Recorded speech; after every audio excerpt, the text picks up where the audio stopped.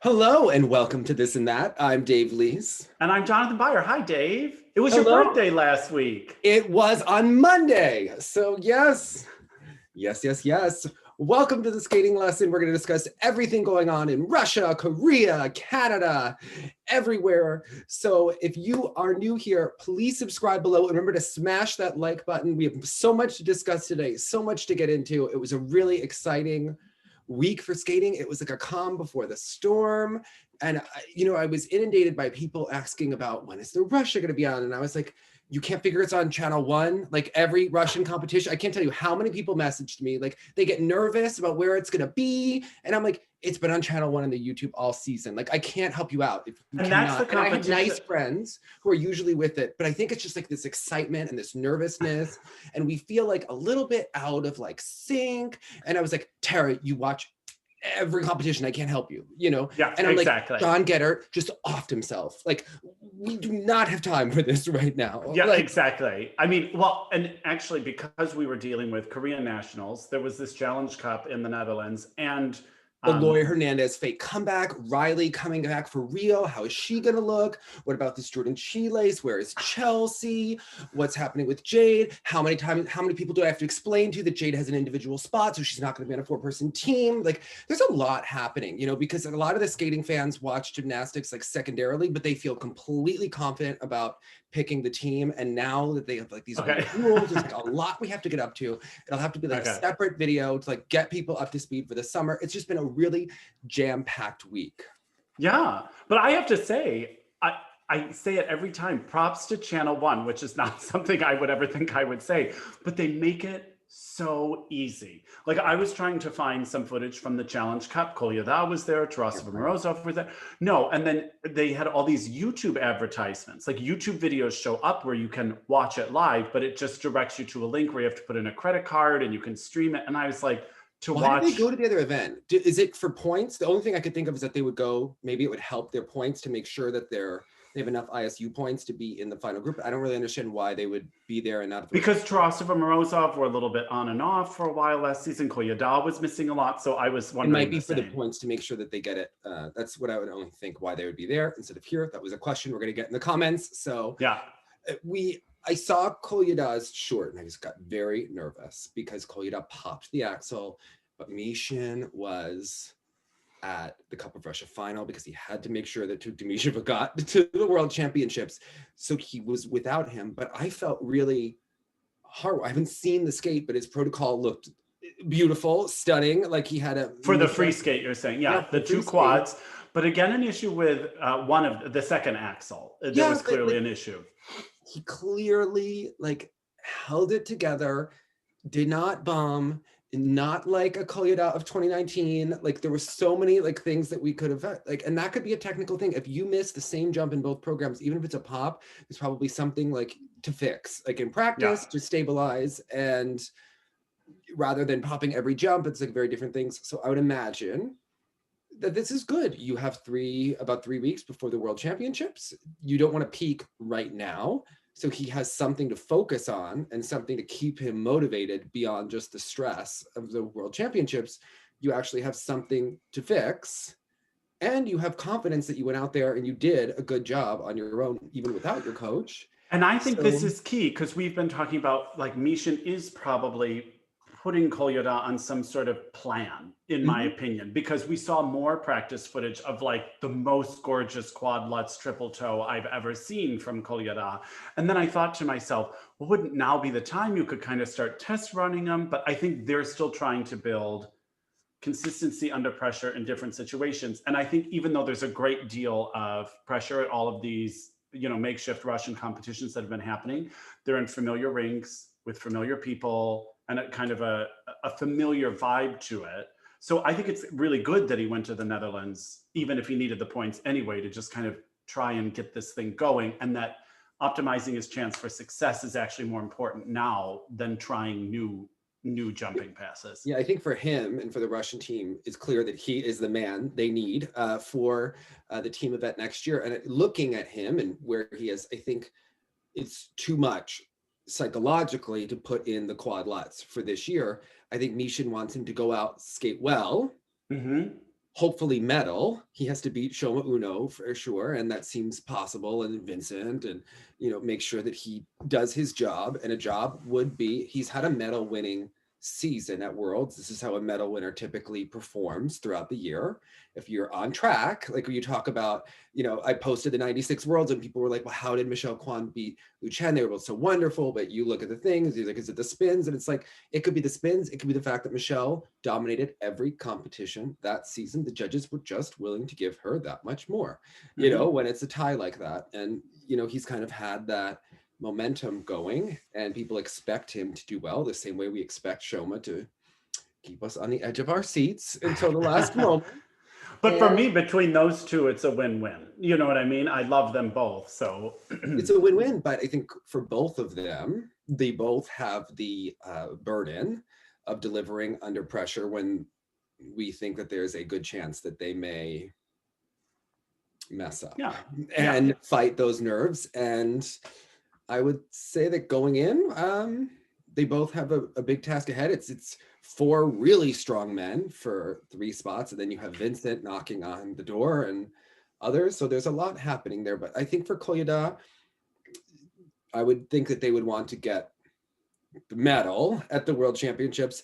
Maybe you add in the quad lutz at the World Team Trophy or something like that. And then you start building for next year, upping the competition program. So as we see, when some people, some Russian coaches, especially the females, they love to throw everything in all at once. And well, we'll get to that because, again, that's like a Galina tactic. Like, I landed the Lutz 3 times after the first one, in like 6 years. Okay. And we're going to do a rocker entrance and go do it into a 3-jump combo. And you're like, pause. Like, I'm the type where I would like to, no. Like, build up to it. Yeah. Okay. This is why all these Russian women get divorced. They're all nightmares. Look at Eteri. Changing Valieva's thing. She's missing the jumps today. Eteri, who I didn't realize shares your birthday. No, she actually doesn't. She actually doesn't. Oh, shoot. Okay, that was so much a better story when I thought that was true. It was a better, but she actually is born, wait, was that? I want to say she's the 24th. I get this. So I know she's around because, so throughout my life, I don't know if you're into numerology or anything, but some of my best friends have, she's February 24th. My best friend, Allie, growing up, we were born 2 days apart, and her grandparents lived on my street. And we were like, we played together, until we were like 8 or 9, we're like, best friends. And then I was gay and she became a popular girl in school. And we've always stayed friendly, but we were like, always hanging out. And when I was in high school, my best friend Claire had the same birthday. So I don't know, it's just like one of those something in the numbers. Makes you go like, Terry also the 24th. She's nothing like either of them, but maybe we were just, we have a kindred spirit regardless. Yeah. Okay. Yes. Amazing. I don't know if you're into numbers, but like Jenny, Kirk, and La have the same birthday in August. Like, it's just like a weird, I think it's one of those things that like a coincidence that you notice when you pay attention to, or maybe not. So yeah, either way, it's kind of fun. Yeah. It's fun. So anyway, I thought just to sort of like wrap up what was happening in the Netherlands, which was, again, not too deep. There was just sort of some token entries in each thing. Tarasova and Rozov, it looks like they skated a very clean short and then had an issue on a throw and one of the toe side by side jumping pass in the free. So it potentially more of the same going on there, because we saw some pretty strong pairs performances back in Russia at the same time. Well, what I would say about is that Mishina Galyamov, it's interesting not having seen these Chinese pairs in a long time. And I mean, we saw Peng and Jin twice and they looked okay, good. But not having seen Sui and Han, these Russian teams have just competed so much that they are definitely primed for 2 medals at Worlds based on their... And the step up from Galyamov, he was like beyond for me, especially in the short program. And it's not the material. The material, it's that Esmeralda ballet. It's like, it's quasi tongue-in-cheek the way they're doing it. Nothing to do with, okay. Well, so that's what I was trying to figure out. I was rereading the plot. I'm not going to call it before, but that can of worms. By the way, we're still not on speaking terms, like me and one of them, by the way. But anyway, I read the Bible. I don't know. You know, the Esmeralda variation is the solo variation that they're doing when the girl comes out with the tambourine and she's like da da da da da da da da da da. So it's not a pas de deux, and just interesting there. But and it's not necessarily funny. I mean, it would be an entertaining sort of dance, but they're almost doing this kind of like cheeky thing. But I have to tell you, they revved it up so much in energy, in amount of details. I think he has some of the most beautiful like arms and hands in anything he does. He has such X factor to me. He is like the pair skater that I'm watching. Like I can't take my eyes off him when he's skating. It's so magnificent. And you posted that Moskvina stuff when she's talking about cooking the pizza or whatever. People ask me, Tamara, do you? People ask me. They do ask her because she clearly knows what she's doing, because to see this team after that rough nationals continue to get stronger and stronger and more interesting. And this is, of course, the benefit of being able to compete so much. They grow exponentially in detail and finesse every time they take the ice. And they have that other team to compete against every day, and Boykova, Kozlovsky. Yeah, I think no matter what, I think it's prime for a good result, because I don't think that she burns them out, but I think she challenges them, and I think she balances that. Because did Boykova withdraw from this event? They said because they were ill or injured, or they just chose to skip it? She's not here. Sherbakova's not here. Trusova's not here. You know, for some people, it doesn't benefit you to run around 1,700 times. You've had COVID, you've had this, you've had that. We know how they earned their spot. This was. I didn't know if they had already named Boykova to the team. But they're going. I mean, Trusova didn't. So only the winner of the national championships were guaranteed. Like in each is when we're guaranteed. But we've seen the selection 1,700 times. This is like the Marta Karolyi selection camp at this point after 2008 trials, and you're like, all right.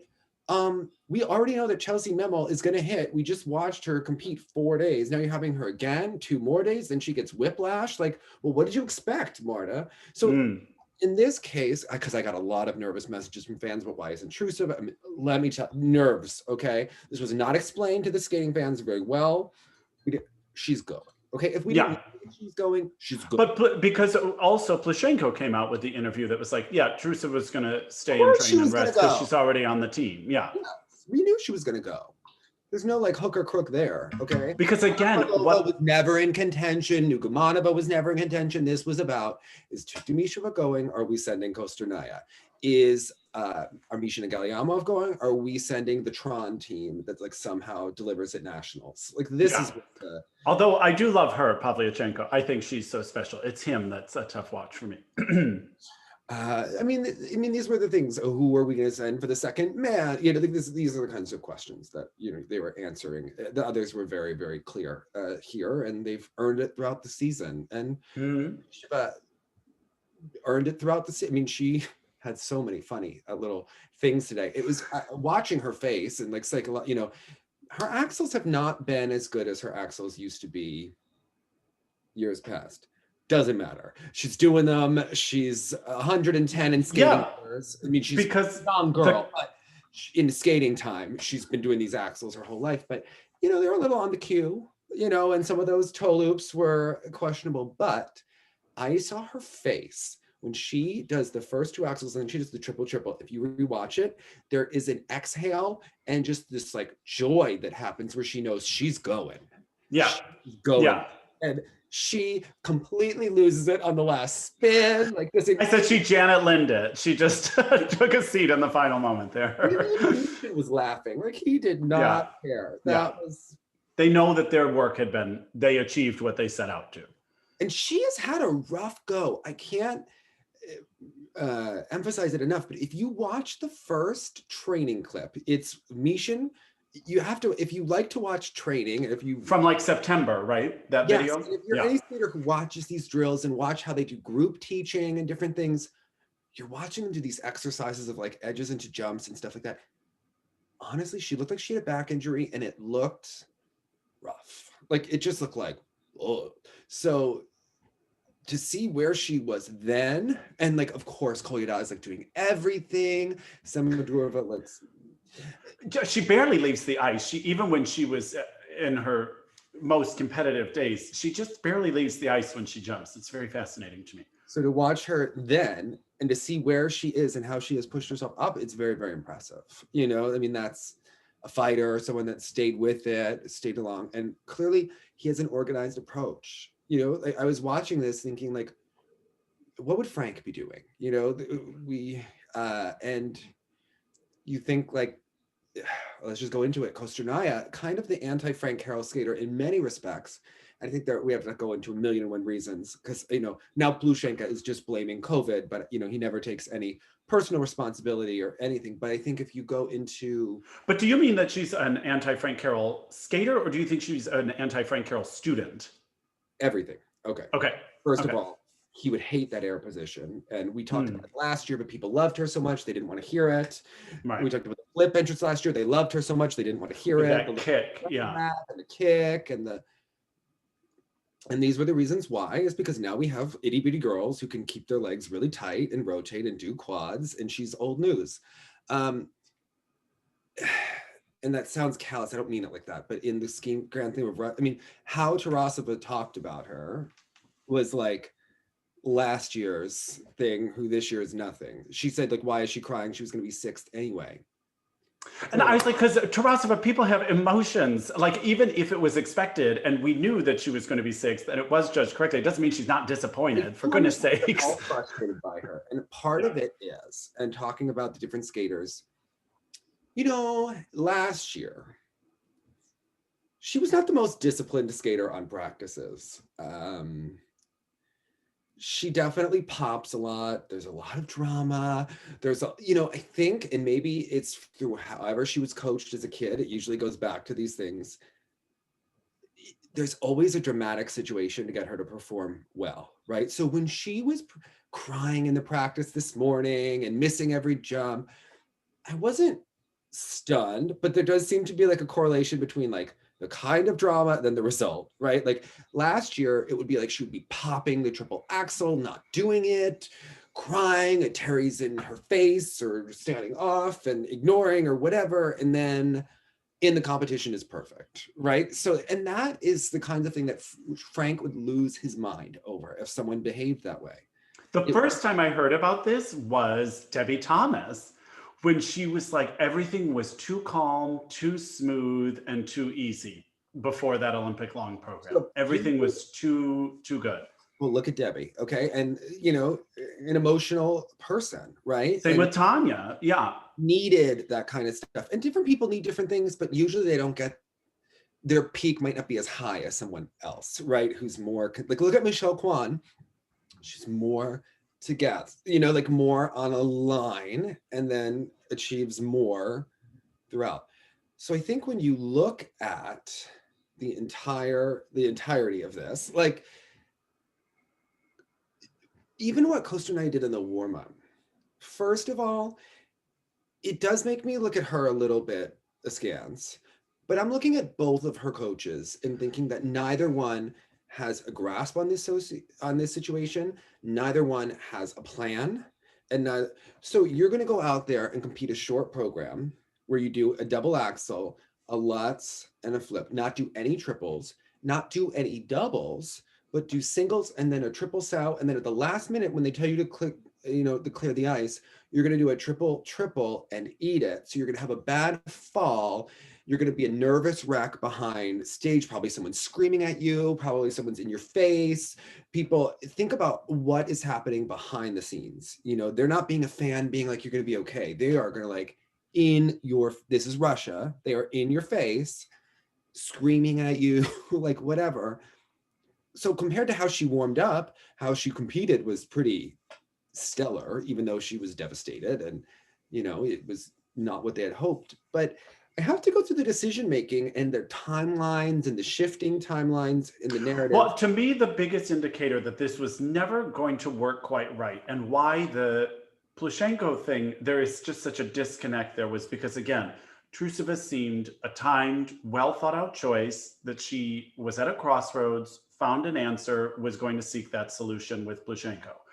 The Kostornaia thing just seemed like such a disorganized, haphazard afterthought. Came late, it seemed kind of random. Plushenko from the get-go was like, yeah, I guess we'll take you, whatever. But he was so Look truth at of a this. focus. We knew she was getting a new free. Now the short, she was practicing the old step sequence on Instagram until like 2-3 weeks ago. So now they just threw out another piece of music, gave the most generic schlock of all time in the short. Whether you like for a level 2, for her to have a level 2 is silly. People say that that's justified because she doesn't show enough body in the sequence. Like they compare the music, but they're never working on the number of clean turns. Yes, she has 9 turns, but you have to do the turns in both directions. So 1/3 of the sequence has to be at least in the other direction. Then you have to do the clean clusters and you have to show the upper and lower body movement. And when you keep shifting things and you're not working, in a smart way, and remember how Ashley would leave out footwork or leave out the spins and then you get under pressure and your legs are differently timed and you don't have the same refinement to get those higher levels where you need them in Russia. And she needed every point she could have gotten. It's just, they had 1,000,001 excuses here. And yes, he blames COVID here, but remember we saw her shopping after she had COVID. And then he's gonna say, well, then she got sick again. And you're like, wait, pause. As someone who had COVID, how come these healthy athletes have like the worst cases of COVID that we've ever seen? Either it isn't like for this many athletes to have like strange situations percentage wise makes me think they're either not treating them healthily so that there are other things that are contributing to this, or Plushenko is lying out of his ass. Like it's because it's why I wished she had just let the season go. When I saw her warming up today, I saw her literally leave her body. I saw her just skating around towards the end and look like she just wanted to skate off and climb into bed. That's what I think I texted you. Like, I think that it just seems like last year was her year, moment in time. But ever since the Europeans, remember she looked like horrible in that show. And then the more I watch her this year, the more I think back to that show and I think maybe she wouldn't have won the Worlds. Maybe Shevakova would have piqued herself to do it. And this is one of those things that I think a lot of fans that are just like, she was on fire, forget. In the same way we forget that Medvedeva was struggling so much the fall of that Olympic season. I think, again, like you're saying, she might have been vulnerable at that time already. Because of the injuries. I believe she has. Right. So they've said that she had stress fractures when she came to him, which I believe is correct. We've heard about her having back, hip, and leg issues for the last 2 years. And you wonder, not everyone, I don't think anyone, yes. I think when you look at a young Eteri girl, you're like, yes, that method is wonderful. But then you look at what it does to someone and how long it's lasting, right? And think about like the load on the body as you're going through puberty. It's like 1,000,001. None of the guys make it through. But we see that, for the girls, they reach these heights and then the next one comes and is replacing them. And this is no different. The top 3 here, like we've always said, they have their trios just ready right below. I think she came to Plushenko injured. I'm sure that is at least part of the reason. And very late, but I'm sure when they were training, I'm sure you never leave a coach when you're skating brilliantly, right? Whenever you don't. It's not because it's going great that you suddenly decide to change everything. Horrible Michelle was looking when she left Frank. And I'm not talking about the Goodwill Games, which wasn't great, but remember she went to that Masters and she like wasn't rotating a triple sow, and you're like, what is happening here? She looked horrible before she was the heights were over the ankles. It was like Michelle was not in her body. What is going on, right? You just don't leave when very rarely, right? You look at, so yes, but think about like they've changed the program 1,000,001 times. There's no organized approach. She's had injuries. She did have COVID, but I have to say, I do think that going to this competition when she's been out of, she wasn't at the nationals, you're stressed, you're hoping you're going to measure up, but you kind of maybe have that feeling you're not ready. And then to see that like Eteri has a whole new crop of girls who because they used to be in the rink with you and they've passed you by. I mean, if she did her best, she could not have been in the top 3 today. She could not have been in the top 4. That's just... Well, and again, this was my question as to their strategy, unless the federation was like, she has to. If she doesn't come now, because to me, I would have said, just sit it out. Just sit it out. Let Elizaveta go and just try to re-come back. Federation is getting from Channel 1, or what's that arrangement? And Plushenko City wanted to withdraw. Like, there are so many contracts. There's so much money here. These people are stars. So yeah, come on. And did she want to skate? She doesn't look, you know, there were talks that she just wanted to be done, and maybe her parents wanted her to do the Olympics. And like, you know, there's so many other factors, you know, that I wouldn't believe anything any of these people say. Half the time when they give these interviews, you're like, okay. Plushenko said she had angina 3 weeks ago. And I'm like, wait, weren't we seeing her practice on Instagram? Why do these girls have these bizarre, like, issue? Something is not right. Okay. The rumors of cardiac glycosides being given to people at the nationals. We hear Sherbakova almost dying after her short. 24 hours later, she's performing like she's in the best shape of her life. And you're like, what is going on? No, something is not right. Okay. It doesn't smell right. It's not happening in other countries. People, it's like hiding in plain, it's like all right there, you know, that we can see these things happening. And I don't know, for her, I would think, do you think, like, I'm looking at it being like, okay, she gets back the triple axel. She's at least, you know, she used to skate with this like cockiness that she believed that she was the best in the world last season. But that's almost what you have to have, because she convinces everyone. And listen, there obviously is an inherent quality also to her skating. You know what I mean? The triple axel entrance was so lovely last year and difficult, and she does have nice edges and things like that. But she seems so far from even getting the triples back in a consistent way at the moment. And now you've got all the next three juniors, boom, boom, boom. They're all ready to go. Age 14, all 3 of them, they're all in line. How about Eteri? She was going to sweep the worlds last year, potentially. Rika, Kira, and those ugly dresses was the only thing in her way. But remember, Rika wasn't always doing the lots at that time. Like, it seemed very plausible. They were this year, now she's reloaded, and we're looking, being like, she could sweep the Olympics. Like, poor Terry.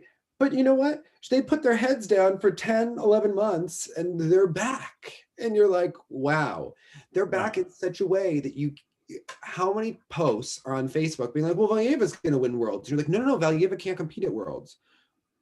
And you're like, wait, what? She's going to win the Olympics. And then she will probably win the Olympics. And then you look at, well, what about Dasha? They're too young. Stronger Dasha is this year versus last year. This was an off skate for her today, and she was still fantastic. So compared to, again, the previous season, where it was really, I mean, actual hit or miss. I mean, there were some big misses for her. You know, we're like 3rd, 4th at like a junior Grand Prix.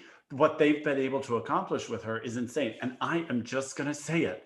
I never in a million years expected those 2 quads from Maiia.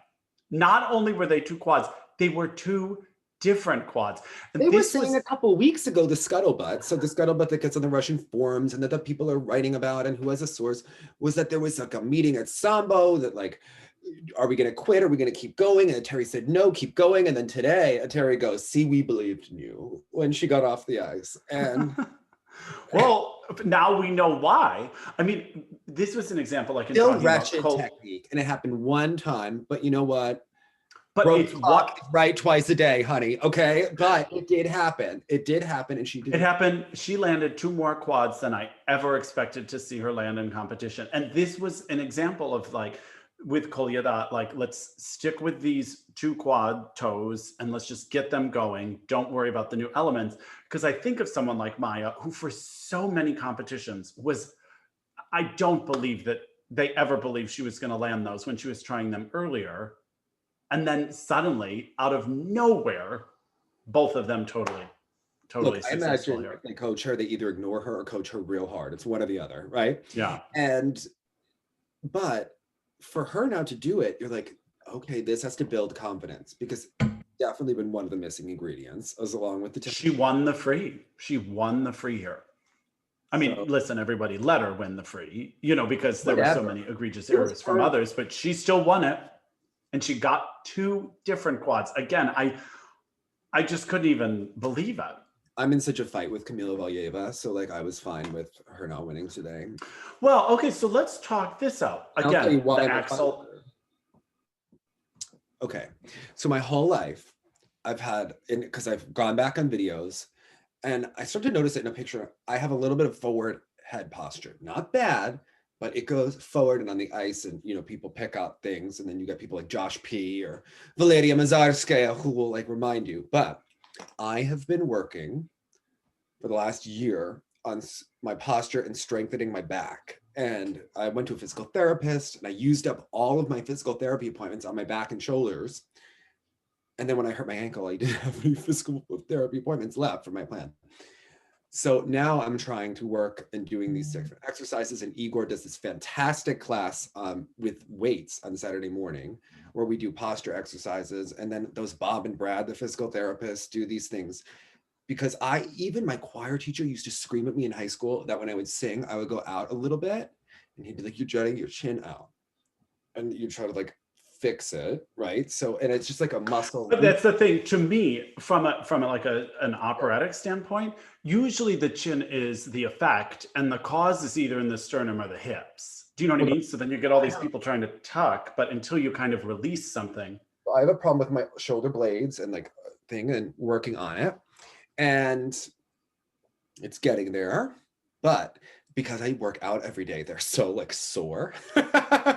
And the thing is that I want to strengthen them so that when I put my arm here going into a jump, it stays there and doesn't go here. Because one of the problems that I have is I'll be going into a jump and I'll open it too much. So I want to be able to put it here, not only to do beautiful things like here, but I want to be able to put my arm there and just nail it, right? And it goes like, so I've been strengthening it and working on it. This girl at the beginning of her program is just like inverting herself, doing all the moves. I'm like, you little. I don't hate her because of the quads. I hate her because of what's going on with the shoulders. Okay. I am jealous. I am bitter. I am envious. I want them. They're fabulous. And then she does it at the end. Okay. And like, yes, I like Kostor's bolero more, but like, whatever. She can't like walk on her toe picks like 7-foot tall giraffe Costner does when she goes into that footwork. It does have like an acrobat quality to it, like what we saw the Cirque show or something. It looks like she's about to do one of those things where she can like crawl in and out of her own arms, like it's like that's the next or thing something like that. I feel like she's friends with Irina Wiener, and that's the you know, they were all in Navigorsk together, I am sure. Okay. The next spin position will be like the leg is here, someone stabbing themselves in the chest with their own blade. Romeo and Juliet that they'll be doing next season. Could be just the gimmick we're looking for. Yeah. Come on. Amazing. We'll get like so, but now talk to me about this quad sow situation then, because now again we're talking about the introduction of like a new element. And I thought when she did the great triple axel followed by 2 super high GOE quad toes, it was a really great formula. She's working. But so it's clear they thought, well, let's try the sow here and we'll see what happens. But then for it to have thrown the quad toe afterwards in such a scary spill, full blown landed like she was going to glide forward. It was quite scary to see. How dare you say that they threw it all? I'm sure Eteri prepared her well and that she just did not deliver. Yeah, exactly. Look, last competition of like main competition of the season for her, unless we see her at the World Team Trophy or what, you know, whatever they do there. Why not put it out if they're going to test it for next season? She's clearly the front runner. We've seen her do 1,000,001 things. I'm sure my daughter, Anna Sherbakova, was home maybe having a really nice breakfast or lunch or something as she was watching this happen. And I was like, watching that triple axel in both programs. Yeah. How dare you? Okay. She was watching others. Well, again, it's interesting because it was really Kostornaia that showed us the power of the triple axel over just the quads because of that short program advantage. You know what I mean? That's when I think even Eteri herself was like, if they don't have the triple axel, we're already dealing at a deficit. Well, and the theory is that if you have a triple axel, you can get a triple sow, and then a triple toe is pretty easy because they're all in the same family of jumps. So yes, Usacheva is working both the axel and the sow, and the sow is actually easier for her right now, which my double sow is easier for me than my axel. So that makes perfect sense to me, that some people like the backward entry more going into it. So I think because I worry about someone like Usacheva. I'm so happy to see her have taken such a huge step. And she is one of the most lovely of that group of skaters to watch, in my opinion. But I fear until she gets one of those big ticket items. The Ultra C elements, as they call them online. Oh, is that what they call them? Okay.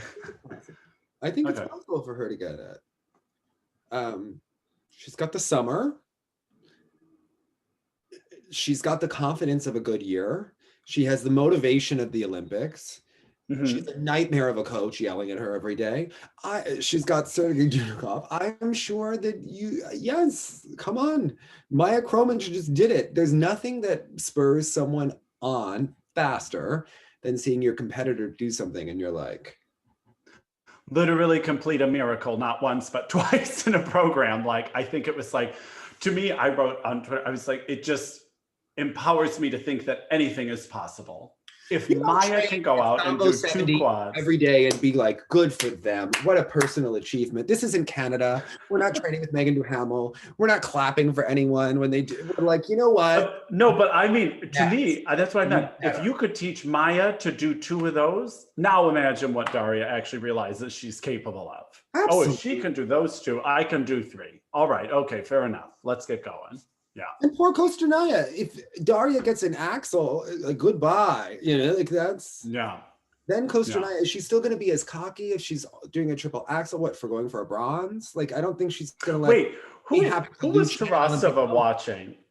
Who was Tarasova watching when she saw somebody do a jump and she goes, goodbye, everybody else. Goodbye. Do you remember what Yes. I think it was like, I don't know if it was like a Hanyu or it was something like that, but it was one of my favorite quotes from Tarasova. Goodbye, everybody. Yes. It is true when you're like, okay. Now, I'm intrigued to get your... So did you see the Tuktamysheva photos in the Maxim magazine where she's like, I just thought they were so funny. Like, look, the girl knows how to get some attention and some scandals and publicity, and she looks great and good for her. On a cheeky level, I totally want to like take a photo of myself, like go into my refrigerator like that. I didn't share that. You never know what skating fans are going to be offended. Who's going to be like, those men on the skating lesson are sharing a picture of a girl, like, you know what? But that she took for the cover of a widely publicated magazine. The ones of Paul Poirier. So like, I know who knew he took such good ones like that. But it's interesting because the Canadians share them about Tuktamysheva. I sent those to a couple Canadians who like work around the Olympic movement, and they were like nervous. They thought that they were like leaks. I'm like, no, he posed for these. These were like in a magazine. Everybody get off it. Come on. It's like we've seen people in more revealing costumes on the ice, practically. You know what I mean? And I think Tuktamysheva's driving home a narrative that she's a woman among girls.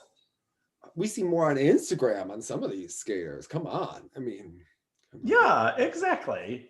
The Tuktamysheva and some of the coaches.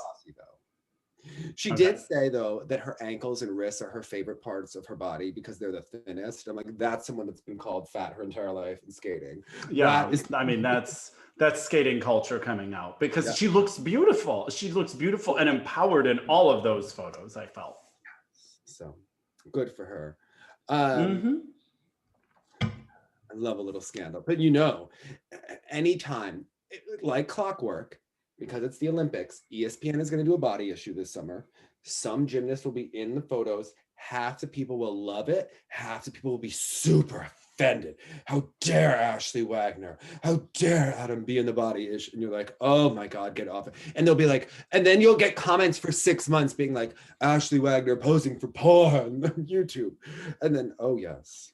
people need to get a grip. Like, dear Lord, It happens take a trip all to Europe. the time like clockwork. And you know what? Another skater will get chosen for it next year and have the same thing happen to them. And yes. Such a small, it happens small every viewpoint, time that someone is is. in a body issue. I'm telling you.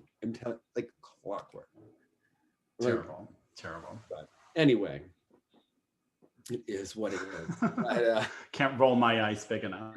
Speaking of eye rolls, let's discuss the men's event there, because if you're the Russian Federation, what is happening? Okay. Oh. Or what has happened? I mean, this started to happen really even last season when he didn't quite find his right programs. And to me, he is not this kind of skater. He's actually more the emo skater with most of the music I normally don't care for. He's in last year's program though. If I ever had to watch that again, oh my God. Okay. Wait, was that the Sound of Silence one? Yes. Oh my God. Oh, I didn't mind that as much as this one. But he's doing that thing, and I wanted to talk to you. It's the old Courtney Hicks special from when we used to talk about her, where you just land the quad, it is technically rotated, and then you start twizzling the hell out of it. Well, sometimes it's done like you don't finish enough in the air and check and all to be organized. But I would say for him, his coach doesn't seem to like the run-throughs very much. You can kind of tell by the way his athletes compete. And it was an epidemic here. Aliyev needs to go to Mishin. Okay, I think we should just. Professor. I know, and I hate to say it. Listen, he's about to be 80. He's got a lot to handle with Kolyada and Tuktamysheva. Let the man rest. Let the man rest. Okay. Yeah. Aliyev is his own. Where I feel this talent has hit a ceiling that is artificial. He's telling us this is the best he can do, but I just inherently believe that it is not. It's okay. We've so many the spins are so slow. I have Marin and Eunsoo, and you can deal with Aliyev. Okay, they're the hard. I know. Okay. But who are you going to send then if you're the Federation? Don't know, don't care, doesn't matter. Yeah. Okay. Yeah, I guess. Because again, they've had a lot of Russian men. This competition in particular could have been such a huge opportunity. And even when people started to walk through the door, they would implode by the end of the program. They have no need for this season. So I don't see why we would care. Right. But it was at the jump competition in particular, you're like, okay, there is some depth of talent here. This is where the old school thought we've had about Russian training in singles seems to still apply, like you're saying, with the lack of training of program. Excuse me, most of these women can do these programs 35 times in a row and never miss. Probably do. But the men seem to be a little haphazard. Again, to see everyone have an opportunity and some of them start to walk through it and just give it away after like a minute and a half. They had a lot of people that could have had a big moment here that didn't. So there it is. Oh, I had a moment this week that I need to brag about. Tell us. So for work, I produce content, multimedia to inspire people to, do better things. It's come around, we're encouraging people to donate blood, encouraging people to be vaccinated, things like that. So we're encouraging people to be active. And we're trying to find groups of seniors. I'm like, well, I'll just go into my contacts. And I happen to know that Jojo Starbuck, teaches a group of, adult skaters, and some of them are 65 and beyond, and some, 50s. And I know that it's at the Cody Arena. So we got to film there for work and talk to people about why it's important to be active as you age and how it keeps your, all of these studies that show the people that have passions and they're active, they take better care of their health, they live longer lives with, better quality of life. So I was like, who better than Miss JoJo? And she was like, well, you're going to bring your skates, right? Let me tell you, being on the ice with JoJo, I've been on the ice with impressive skaters before. Those John Curry edges and the exercises, it's like watching a prima ballerina go around. My God. Amazing. I like her a lot. Yeah. My God. It's and the other night, I'm I can't fall asleep. There's someone messaging me asking me these very rudimentary questions. Who are your favorite skaters? Blah, blah, blah. Da-da-da. You know, like the same boring shit. You're like, whatever. I'm like, you're interrupting me. I'm watching JoJo at the 71 Worlds. Like, this is when people are like, Amazing. you know, I think some people might be watching like Yelim Kim late at night. Some people might be watching the Eteri girls, and that's what they're. No. If I'm watching skating late at night, I watch Laurence Owen versus Stephanie Westerfeld. Really wondering how Laurence was going to rotate those jumps at the 61 Worlds. What was Maribel yelling at her about? I'm watching.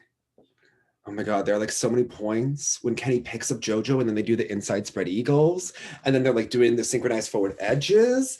And then watching again low section. I'm sorry, the fact that Ken was fourth in the Olympics in 2 disciplines. And they were robbed, okay? They were robbed. Yeah. Like, have you seen them? That was a performance. Oh, my favorite. And then like I'm rewatching Rise, and like my favorite part of Rise is when Frank Carroll goes, well, I didn't know who Maribel was, and I saw that she was coaching Tenley, and of course we all adored Tenley, and I saw her smack her free leg. I thought, oh my God. I don't know if enough people appreciate like that level of like that pearl clutch moment of Frank. Free. That's funny. She was the goddess of the ice. I bet Frank still feels that way. And then he was like, she was the goddess. And you know, when you see like Tenley show up at those like nationals and things like that, she looks like $1 million. Is a real Tara. Let's be honest about it. Then, totally. Tenley Albright doesn't smoke. Tenley Albright with that 3 leg that Maribel swatted at. Sure. Exactly. Swatted it right to Olympic gold. Yeah. Excuse me. I've watched every Tenley interview. She got hurt in Cortina. She had to call her father. He stitched her up and she skated out to Olympic gold, darling. Okay? It was just literally out because it was outside, which I love. So there was wind. There was, yeah. Oh my God. Okay, so let's talk about Korea. Anyway, I'm trying to manifest taking lessons from JoJo. I don't know how I'm going to fit this into my schedule, but I need it to happen. Okay? You just have to be 65 or older and be in her class. No. Look, she's the anti-Galena, and I just felt like being around her. It was like Mother Earth energy. I don't know if they actually were, but I just like felt my body relaxing and my knees like going in, and I was like, oh my God, I need to do more of this. I'm just like, I think that's good balance to have both of those energies. Yeah. A yin and a yang, if you will. Yeah, it's a good cop, bad cop situation. Yeah. JoJo being I think you should bring her on. Yeah. Yeah, I think, yeah. Now, yeah, you didn't need JoJo's mom, maybe, to be a stage mom for you. But, you know, like. Yeah, exactly. You come with your own, so it's fine. Anyway, so Korean nationals, we found out that Eunsoo was going to do East of Eden. And I was thinking Michelle, and then it dawned on me, because Mariah Bell used East of Eden. This is becoming a single white female situation, and I am just here for it, okay? Yeah. What the hell is going on between Eunsoo and Mariah Bell? And like, still, I mean, and it's interesting because again, you're talking about Channel 1 for a second, how easy they made it for us to watch. And then Korean nationals, again, it was more of a hodgepodge. I'm searching here, I'm searching there, and all this sort of stuff. And still, when you look up anything about Korean nationals, there's always a video that sneaks in about the Worlds incident. Like smack dab in the middle.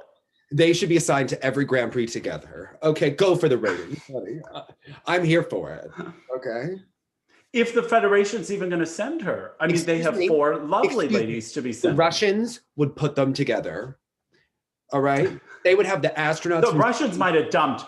Are you kidding? I think the Russians would have dumped Eunsoo by now. How dare you talk about her like that? Okay. I think the Russian Federation would be like over it. Though my Eunsoo I mean, okay. I think what happened is that she was like at like peak performance coordination. She grew like 2 inches last year and just like is a little bit tall for her. Like it always like adjustment, maybe a little bit taller than is like ideal. But it just looks like, had she ever done that East of Eden run through all the way before? It looked like she took out every Jeff Buttle transition. She actually got it right before COVID. Eunsoo was one of the first people to get sick last year when she was getting the program. And you look at it and you're like, this program is dying as she's going along. Wait, is her spin coming to a dead stop? What's happening here? I was like, come on, girl, you gotta push it. And you're like, you're so close. You're so close. Yeah. Isn't like Park Mihi involved in her agency? Like, what is Yuna's mom not doing? Okay, how is she failing us? I thought she is a legend who writes everything down. Eunsoo, we are going to get Yuna's mother to train you before the Olympics next year. As David Wilson said, the mother's really the coach with most of these skaters. Remember when he said that in the interview? It was... Yeah, well, it's like you're obviously correct. Yeah. Park Mihi needs to train Eunsoo. She could beat Eteri. Okay, I believe that she can get it done. I have faith. I think she can make a star. I think that Eunsoo had every ability to win this competition. It didn't happen. Yelim Kim, very lovely. Skates to Liebestrom, skates to Love Story. Very nice, very blah. Could have been second place, you know. Skated very well. Didn't need to win here. It wasn't like, oh my God. I think Yelim Kim is a very lovely skater, but she lacks that je ne sais quoi, that star wattage. There's no arm happening when she's skating. Like, I don't need to put her first. I could, come on. When you see Eunsoo with the fan arm in the short program, I'm just like, girl, come on. I'm here for it. Yeah. Okay. It just seems disorganized. Maiia Bell has never given us this before. Okay. No, she doesn't even own has not. fan. Okay, Maiia Bell's like, we have air conditioning in my house. What are you talking about? Amazing. I mean, it's going to be, I mean, right now, Eunsoo doesn't seem anywhere near making an Olympic team. Well, neither is Maiia Bell. I'm telling you, they're cosmically connected. I know, to think that one was 6th and one was 5th at their nationals this year. They are connected, okay? Yeah. And they both need that little kick to come next year. Literally, I guess. Yeah. Listen, I'm so here for it. I want to know like what is going on. What we need. It still seems like leftover technical unorganization from still carrying over from the previous season. Now I'm confused about one thing, and I adore Haein Lee skating. Although I liked the program better last year. You know, the Korean judges are really brutal. I mean, like they're calling every edge. They're like, they are making sure, even to the point where you're like, actually, no, I think it was a fine edge. And I think that they're maybe being like even perhaps overzealous in their calls. I mean, they were tough callers at these championships because I think they want a good result. But looking at their performance and what they could do, and I'm not the biggest fan of Youngyu's skating, I think it's a mistake not to send her to the Worlds. Yes, she fell, but she also was doing a triple axel, and her jumps are so big and so rotated, and Haein Lee's jumps are just smaller. And watching their performances here, I think I would have given the nod to Yeongyu, even though... Interesting. I'm a little bit team Haein Lee here. No, I'm doing that because like who would you trust to get spots more and to deliver at that kind of competition? Well, honestly, I think what also really hurt Yeongyu was that sort of tough showing at NHK. So now we have a tough showing at NHK. We kind of had a rocky outing here. The thing Haein Lee, for my own aesthetic thing, she's actually responding to the music. The music does something and she responds more than like a Yelim Kim will. She gets the mood of the music and then sort of emulates that general mood, which is lovely, but much less specific and elevated in my opinion. But also Haein Lee does have like a core to her body that she skates from. Like in the free or something. Like she seems to move with like a more force of power in a quicker, stronger way to me. And her jumps are good enough. I don't know because I I'm just fear worried about if I'm the caller attacking Haein. That is like my yeah. fear at a Worlds, and that you get into Yeah. a situation. To me, she just lacked, they all, because they've been out of competition and they're back in. So it's really hard to judge. And this is their first pancake, as Tamara would tell us. Right. It's hard to judge off of one competition. I mean, in the past, you know, the Koreans had too many competitions perhaps, but, you know, going off of one is very difficult. I felt like her program this year, not as strong as the program last year. I thought last year's program just elevated her. It lifted her up. This program, I think, is a little bit more of a stretch. You know, the Black Swan one. Yeah, I just wasn't getting that same Black Swan energy. I mean, come on, the Black Swan is a specific personality type, and we've seen it a million times. So if you're not giving me Oksana Bayul on the short program at the Olympics, or like Elena Ilinik, I'm kind of like, Black Swan. But see, by that same token, I thought that Young Yu's music was so oppressively large and heavy. Young Yu and has zero components as far as I'm going. Yeah. But that girl can get up in the air, rotate 3 times, and land every time. And I'm like, well, not every time. Not these past 2 times, I think, which is what makes it tricky. More than you trust. And I guess if you fall, it doesn't matter if they're ratified or not. Do you know what I'm saying? Like, I think they have a tough call to make. It was a tough call. Listen, there were 3 girls here that were really good, and then there was Eunsoo. Kind of. You know? Yeah. So. And the surprise winner of the free, this girl that ended up second, who was new to me, or I don't recall from the past. I don't remember. We haven't discussed her certainly before. Yeah. So. And the junior champion had the cutest short program. It was so charming. The Nessun Dorma? Yeah, the free was a mess, but like it was okay. Yeah. You could see the talent is there with these skaters in Korea. So to them here, because I know people are gonna be like, how do you see the Korean? You got to search them up one by one. You know, it was. I don't know how to like. What about search a YouTube box and write it? Because this is how I search on YouTube. I will type in Aliona Kostornaia 2021 and then you go to the filter upload date. Upload date of this week. If I don't see it there, I go Google English to Russian Aliona Kostornaia. Get the Cyrillic, bump, plot it in. That's how I find it. And same thing for the Korean. If you ever look up the Wikipedia entry next to the name as we read it, they will have it in the characters of that native language. And sometimes for the Russian ones also, I can pull up more that way. But I was doing the same with the Korean here. But most of the Korean clips were available if you literally just type in Young Yu SP, filter date, and then boom, they're all there. So I'm curious, because as we've talked about the depth of men at this World Championships, and maybe how it's not as easy as I initially thought for everyone to finish in the top 10.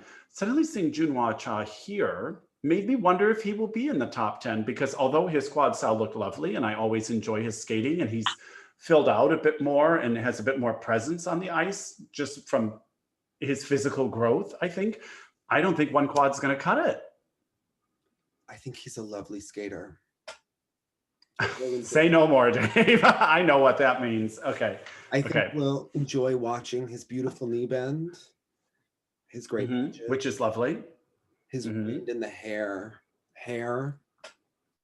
That strange fleshy shirt. Blouse that maybe we got. Yeah. At the Dorothy Zbornak Redux sale. Yeah. And I think we're just going to really appreciate his wonderful knees at the World Championships. But I do enjoy his quad style. He's someone that I feel for a little bit, because let's say he had been able to spend this entire time in Canada or something with a technician that he responds to. I felt this could have been a big growing season for him. And then just, you know, we just sort of saw the one quad. So Look, it's a tough road ahead. Kim Yuna came to Brian Orser with all those jumps. They have people that can teach jumps in Korea, so seek them out. Yeah. I don't, because he has such lovely qualities. But in my head, I was always sort of putting him as one of the top 10, and I sort of changed my mind. Just as I think about the way certain countries are I have them qualifying in 12 to entries. 14 if Yeah. everyone plays well. Yeah. So it's just because of depth, not because of ability, like because of Exactly. Well, that was like pairs in Pyeongchang. Like people in the 10 to 15 category were outstanding pairs also. It was just such a deep field. So that number doesn't necessarily, like you say, represent a lack of talent. It's just the ladies. I'm like, less depth, less depth. Less outside of one country's entries, anything goes, you know. Well, Japan, I'm excited to see them, and the Koreans, and but yeah, it will be interesting. It started to shape up an international face-off with a lot of people. It will seem interesting how this is going to go. It was okay. So we have to talk about the Canadians. Who to say? Our neighbors to the north. They're very good about COVID. They're very earnest. They're very worried about the Russians. Someone was like messaging me today, like nervous about what if Hanyu's worried about asthma and Mishin pulls his mask down and the practice. And I'm like, oh my God, I would hope that the Hanyu fans would like start yelling. We could get an international incident. Like they could be like the mask police of the Russians. I'm like, skating could go his viral. His fans would. It would get skating in the news. It would be great. Okay. Yeah. Anyway, yeah. That's what we need. It's a major international incident at the World Figure Skating Championships. Incredible. If they could, maybe they could like pipe in, like put on your mask in like a voice, because I don't think there'll be a crowd. So maybe we could get like a speaker, right? Hijack the loudspeaker somehow. Yeah, I don't know. The cardboard cutouts have like Bluetooth speakers in them or something. So the Canadians, you know, they haven't been the nicest to Gabby Daleman over the last couple of years out of their frustration, right? They've been watching. Well, and she's given them much to be frustrated about. Except now they're worried about their Olympic spots. And they were coming. I couldn't imagine how many messages we got about the second Canadian lady. And I was like, the chances of 2 Canadian ladies making the free, like, it's tough. They have a tough road ahead. It's a roll of the dice. And why are you upset? Like, you have not trusted her for the last several years. And now we're wanting her because the back is up against the wall. So the Glass, I'm looking at you, Sass. So the Glass, love you. But you were coming for all of us. And it was so funny. But and unfortunately, I think it came down to, again, when you have no competition, so it's coming down to monitoring and you're like, you don't see. We heard that some skaters didn't do very well in the monitoring when they went with who did well in the monitoring. And in the men's event, it was going to be between Keegan and Roman, and Keegan, you know, wasn't monitored. He had to send a video, and I think he sent a video with the quad lutz, and they were only looking at the short, and I don't think Roman had his best day. And I think he's got more potential. I hope he goes to the World Team Trophy. I hope he's not demoralized. That will be crucial because, again, I think someone like Roman, the answer to whatever criticism you may have is to do more. And so to hold him back, it's a tough thing. So people were saying, well, those virtual competitions weren't real. Well, it's like, well, they did theirs differently than the US. The US was done in one way for the virtual competition, but the Canadians literally had to go to different designated spots. They had a 6-minute warm up. They were all isolated, and then they gave, so it was more similar to a real competition.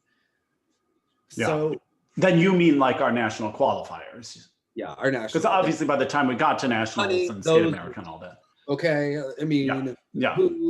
How many reskates did we hear about later on, and reasons for different things. So the Canadian ones were more legitimate. You know, they follow the rules in Canada. That's what, you know. So it's like incredible when you think about, you know, so tough between Keegan and Roman, and they really should have 2 spots, right? Like they, I think, had a rough go at the last Worlds to get in the situation they are now, and then because they didn't have the Worlds last year, I just feel for Roman that, you know, to be, in all intents and purposes, him skating so well at the challenge, to me, he won, and he is kind of national champion in a way. Yeah. Keegan didn't compete there because I don't know, they couldn't get someone in Alaska and they didn't have the rank. I don't know why they just didn't let him submit a virtual video. You know, David Wilson has a really good point about the Canadian leadership because they're just so. Well, because also was Roman being monitored in person and then Keegan was allowed to send in a video? Yes, honey, yes. Yes, so they didn't let him. Yeah, but you know, he's like fake Canadian. He probably is like earnest. Yeah. You know, we interviewed him on Sea Live. Hysterical because Keegan. Yes. Nice person. Okay. Standing outside in sub-zero temperatures in Alaska doing the interview. And I'm like, we gotta hurry this up. Like, what are you doing? Like, yeah, like I don't want you to get sick for Worlds because you're giving an interview. Fall over, like lose a toe because he's talking and you know. And people are like, why was the interview so short? He was standing outside in sub-zero temperatures. I don't know. Maybe he skated on that outdoor rink for his session and the whole deal. No, he's got the mom from that Netflix Spinning Out episode that makes her like go do the sit-ups outside in the cold. Do you remember that? There's going to be another Netflix show with skating that I saw a trailer for this week. So, okay. So much happened this week. So much drama. So much like. Well, definitely in your gymnastics world for sure. I was, you know, and again, I'm such an outsider to that. So, Jordan Weber, they did her beam routine. They put in these connections that she had no hope of being credited for, that went completely against her type of a gymnast. I pointed it out. John Geddert made a Facebook status. I don't remember if he tweeted it, but it was definitely on his Facebook about wanting to meet me in a dark alley. Just things you don't forget, and he's scary. Yeah. Okay? Like. Yeah, clearly. Was scary. I don't know how to react to something like that. I felt complete indifference. I felt completely like I never wish, you know, death on anyone. I don't feel happy that he did. I felt completely like, I don't know what to say, how to feel, like just shock and wow. Well, there's a lack of justice, I would imagine, for those who were looking.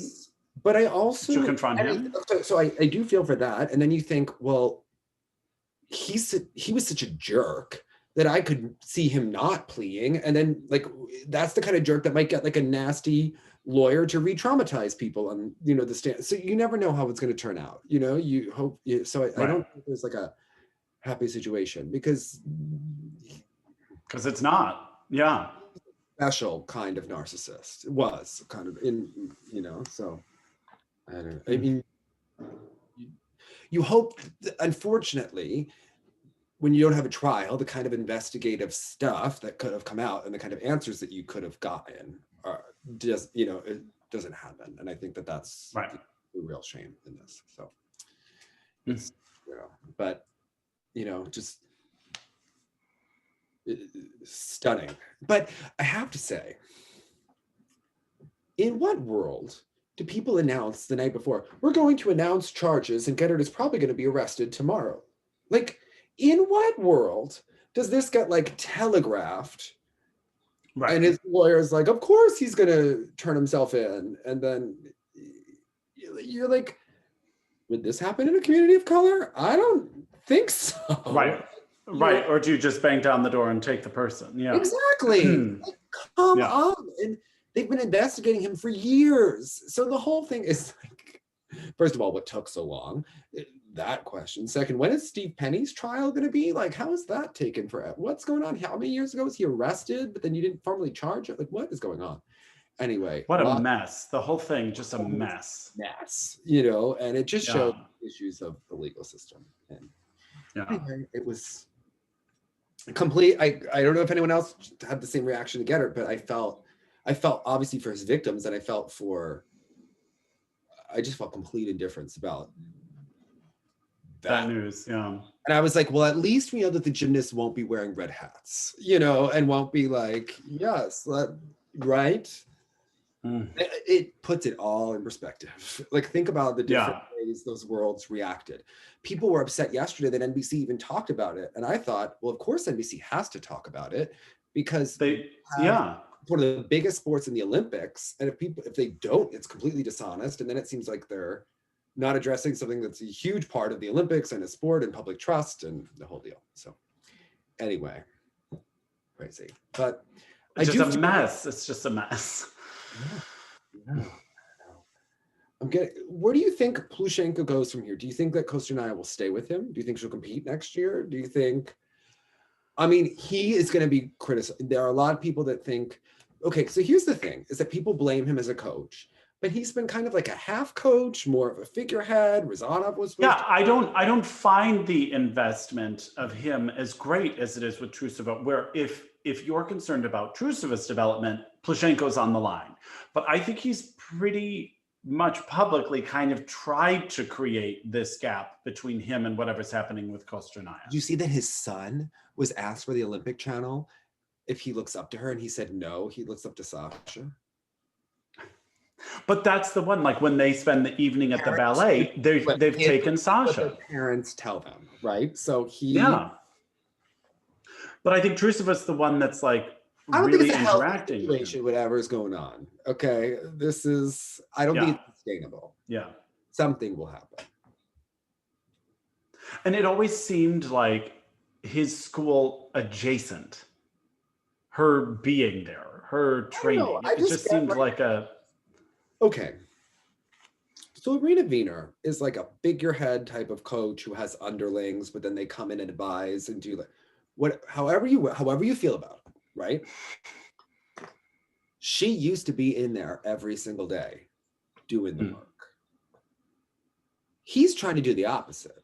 He's trying to come in as someone who hasn't been a day-to-day coach, grinding it out the younger levels, waltz in, say that he's a world level coach, not have done any of the years of prep in terms of coaching. Yes, as an athlete has experience, but coaching is different when you're managing. And that's why a lot of top skaters, people are like, why doesn't Gordieva coach? Why doesn't Michelle? A lot of times the top athlete, not a great coach. Good for like consulting, for giving some pointers, not for everyday coaching. You come in and you think like, he's trying to fake it, like come in the other way and just hire people underneath him and he can be the coach at the boards. Well, are you there every day? Is this a publicity thing? What are you doing? And if Sergey is the real coach, but then you're also involved, like it's just clearly a mess of a situation that's not real. So like he is a coach, but he's not a coach, but then is anyone... And there's a lot of business interests happening that need management and would probably require his attention, those big shows, all this sort of stuff, all this nonsense in the press. Mm-hmm. Like it just seems like his school has a lot of talented people, but no vision and no cohesion, and you could tell it's a mess because someone's working with Ilyanik this week, then this one's working, and it's like the teenage drama is running the show and not an actual... And I do believe, like someone like an Ilyanik popping in, someone like Plushenko giving you some commentary on your jumps. I think this is all valuable information, but of course, like we're talking about Mishin and the art of how he's trying to sculpt a journey for Kolyada, or sculpt that season for Tuktamysheva. To have the trajectory and vision of an athlete long-term is very different. I just view it like it's different for a voice teacher to come in and say, do this, this, and this, versus take someone through like a collegiate experience or something like that. It's a totally different thing to take an athlete on a journey than to just give a couple of pointers here and there. Complete chaos. How come we're watching this? Every time it's like, I wanted to withdraw her, but she wanted to compete and fight. That's not the vibe I got from watching that. Like, I would think maybe it was the opposite, right? Right. Then you think, what's going on here? Like Trusova, it just seems like there's a lot of chaos But like happened. the Trusova stuff, I was sort of willing to go with because I feel like they are trying to rework some things. So like, I don't know, I was willing to He needs give. them more than they need him at the end of the day. This is the Yeah, point. I think that's true. Yeah. How do you think Eteri would be like? How do you think she would react if Trusova saw Ilyinic working with Kostornaia, got upset and wanted to fire her? What would Eteri say? TS. Okay. Like, Yeah. Yeah. Right. okay. All the fact that all of this nonsense is happening and like Trusova's working with Hot Sergey, then she's not, and not working with Hot Sergey, and then she's working with this, and like all of the media stuff where like Trusova, Sergey, and Plushenko were all doing double axles together, and like that's cute, but like, are we really coaching? Or are we Instagram training? Like, what is? Right. Right. You know, like how many live videos are we gonna have from the Angels of Plushenko's? Like, is this a thing? Or are we just like thirsting for Instagram followers? Like, what is going on? If you want to just like do clinics and make money, just do clinics and make money. But if you're gonna really coach, you got to get your shit together. And this rank clearly, Yeah, I mean, they don't have a, they can't even pee in the bowl. Okay, like it is clearly. are you fearing it's like the fire festival? Like, Yes. yeah, yeah. The whole thing is a train wreck, okay? I get this message from someone like Nitty Wyatt who thinks that like I'm a fan of like the Plushenko rink, and I'm like, no. Like I think that they're Well, all. I think I definitely was intrigued to see the kind of work Plushenko could add to Trusova's technique. And I do believe the jumping tweaks that they've made are probably beneficial, but it takes time. And I think what's lacking then is the structure. It's not the information, but maybe the structure in which it's being given to her. It seems zero structure. And it seems like at Eteri, maybe too much, like so much structure, but it just seems like Kostornaia is training herself. And that this is the kind of situation we get there. And then she's so upset. And if you have come from such extreme structure and demands to something too loosey-goosey, you're not really able to self-motivate or do an independent study, if you will. Listen, think about what Kostornaia has going against her this year.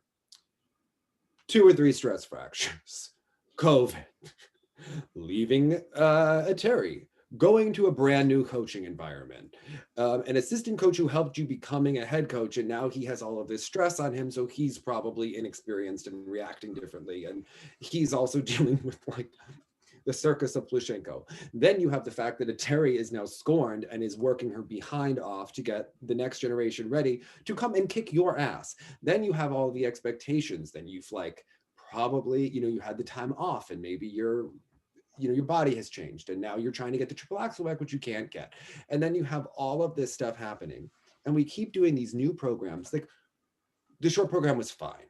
Okay. It was not the greatest short program I've ever seen. Well, the combo was, oh, you mean material wise? Yeah, but look, it had choreography. Yeah. Instead, we're just like slapping on Vivaldi. What was the point of the new free skate? It was pretty much the same as the old one to different music that maybe I liked even less. Like what? Yeah. All that work on the opening arm position, and we put what you put together. Plushenko was like, "Oh, we put the new short program together." Like when she was still practicing the old one, like a couple weeks. Entirely mess. And why are we doing it? So that someone can say, oh, she didn't make it. Well, we just didn't have time to prepare the new programs. Well, you knew what date the Russian Cup was going to be. You've had 17 different choreographers. You hire everyone, every specialist you try to bring in. There are 1,000,001 choreographers in Russia.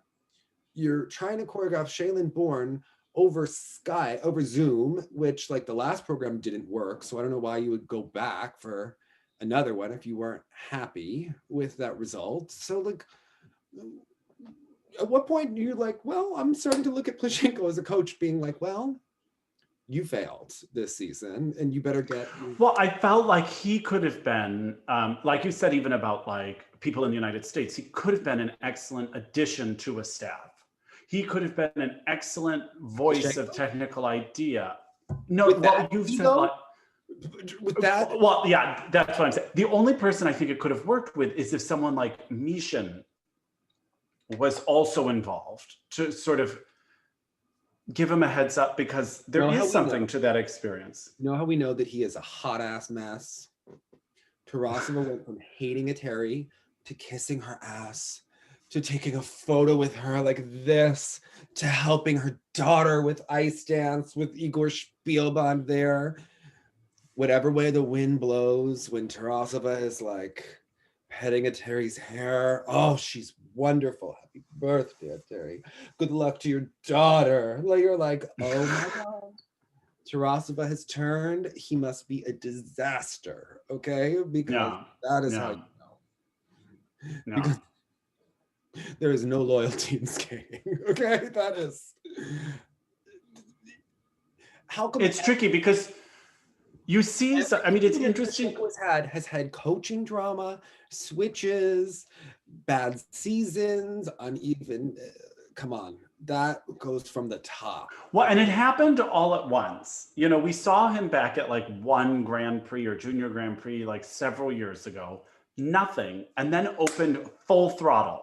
This was like full throttle season for this school. And it's like, you need to find your way. Even when you were doing those Eteri videos, she has taken a decade to evolve in this. You know, she just didn't hit the scene with all of these major players. She was working out the kinks in her system. That Plushenko was doing on the ice in the middle of stuff that we're Instagram living every day.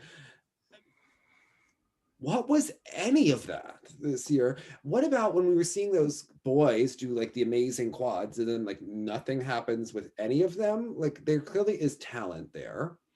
Yes. How come Dylan and sisters can do like a Shomo Uno squat together in unison, and Veronica can land a quad in spotlights, but can only be 14th at the Russian Junior Championships? Mess. Yeah. Okay. Yeah. Trucive is I wish there was more synergy between him and Mishin, because I think it's also part of Mishin's legacy to teach teaching. Moskvina's legacy, and she has, you know, her assistants. Plushenko on Mishin. Okay, like that. No, but I mean, it seems a lost opportunity. Like, if Mishin stops coaching, who sort of takes that knowledge and continues to do it? And not the knowledge he gave his skaters as skaters, but the knowledge he gave coaches. Plushenko reminds me of Michael Eisner taking over Disney. That's what I remind him of. It just makes you want to vomit. Okay, great for ratings, terrible for art, right? I mean, just all commercial, no substance. Oh God, it's what a mess. What? Yeah, I mean, they have to, I mean, obviously, I think they're probably aware it's not going the way they were hoping either. So let's see how they go forward. And then Morozov was working with Trusova. Why didn't he just work with Kostornaia? Like, what? Yeah. Morozov should just coach these girls at the end of the day. He's a better coach. Like, he'll just, like... And if you have a quad question, bring in Plushenko to answer it that day. Yeah. Like, what is happening? Oh, they're talking about, I don't know. It's Russia. Do they care? I don't think so. Yeah, maybe I guess they don't have a safe sport there, maybe. I don't think they care. Yikes. They can't even wear masks, okay? Like, well, it was interesting. Yeah, at this event, they weren't even pretending anymore. Jonathan, you don't know if they've been vaccinated or not. You know the fans are going to gaslight you and come for you, okay? They're going to be like, they could have all been vaccinated.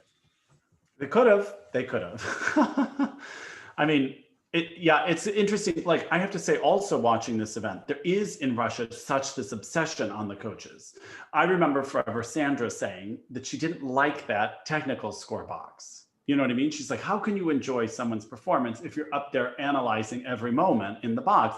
And now I think they've got the box up here and they've got the coaches' responses, but only the coaches' responses for as long as the jumping lasts, which is sort of telling you where their priority lies, is in how the coaches are responding. No art in these and that we only care about the jokes. There's no art. So let's stop pretending. These jumps, exactly, a reality show, and we are watching Eteri and a bunch of like pawns. Okay, these about Eteri versus Plushenko. These are like a bunch of pawns, and it's just a mess. And it's been entertaining us during COVID. Is it giving me Fleming art? Am I going to be at 1:30 a.m. being like, remember when my Khromykh, like, landed. No, I'm never going to watch any performances again. You know what you might do, Dave? I am going to be 110 and be like, remember when there was that sociopathic coach from Russia that we watched and she had all those like skaters and fantastic. See, I'm hoping like 10 years from now, you're in a pickle at work and you're like, how am I going to get this done? And you're like, you know what? If my Khromykh could land those 2 quads that one time, I can do this. This is nothing. That's the only reason. That's the sticking point for me from this weekend. I watched Michelle Kwan's Tosca. I'm not watching my own, okay? Again, not her finest artistic moment, but her finest energetic moment. Turned on you, and it's going to go for that Sasha Cohen, and you need to summon it inside yourself to step over it and earn their love back. And you're throwing that footwork sequence, and like, I'll show you.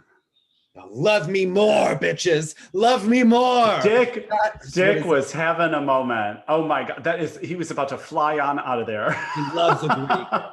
He loves a grand dame, okay? He hadn't seen that much since he was watching like The Feud, okay? Between Betty Davis and that was what Sasha and Michelle was about, okay? Amazing, amazing.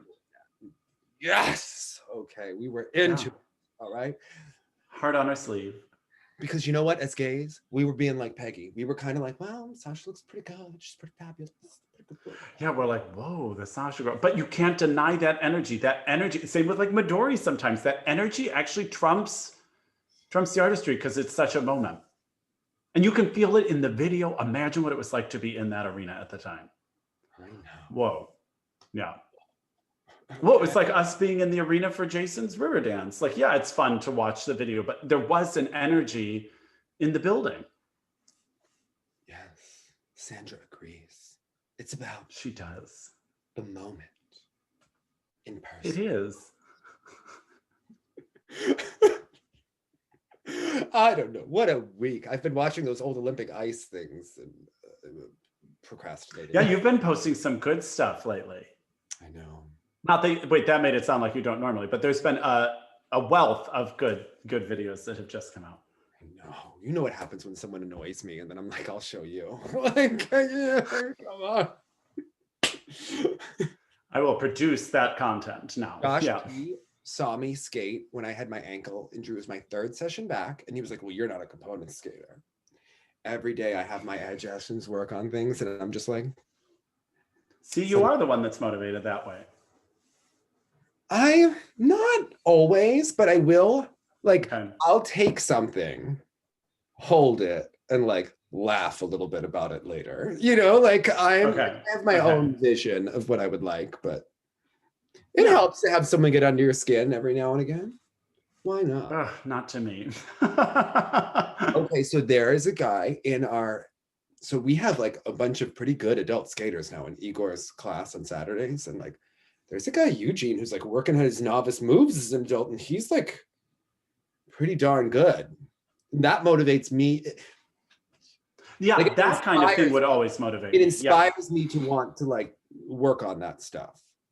So I work harder on my stuff, but I'm not like, I don't want like someone to do poorly, so I do well. It's not like that. So Right. But a sideways comment from Josh P. If you're on the Seacraft, look, that's just humor. Amazing. Anyway, a lot is happening. And I am excited for another week. I mean, we're going to be previewing Worlds pretty soon. So like this is... At long last, the moment is here. At long last, what a mess. So I am ready. Hold it edge, everyone. Bye, guys.